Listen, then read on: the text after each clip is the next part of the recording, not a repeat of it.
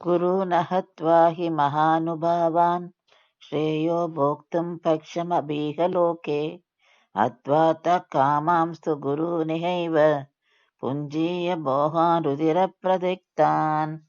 இந்த ஸ்லோகத்துல அர்ஜுனன் கிருஷ்ண பரமாத்மாவிடம் மேன்மை பொருந்தியவர்களும் பெரியோர்களும் மிகச் சிறந்தவர்களுமான பீஷ்மர் போன்றவர்களையும் ஆச்சாரியரான துரோணாச்சாரியரையும் கொன்று அதுல நம்ம வெல்ல போற அந்த ராஜ்யமும் அந்த சுகத்தையும் அனுபவிப்பதை விட பிக்ஷை எடுத்து அதுல வர அன்னத்தை உண்பதே நமக்கு மேன்மையை தரும் அப்படின்னு சொல்லி சொல்றான்.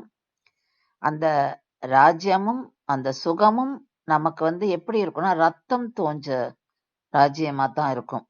அவர்களை கொன்னுட்டு நம்ம அனுபவிக்க போறோம் அப்படின்னு நினைச்சுட்டு வர அந்த ராஜ்யம், ரத்தம் தோய்ந்த ராஜ்யம், அது நமக்கு சுகத்தை கொடுக்குமா? அதை நான் எப்படி அனுபவிப்பேன்?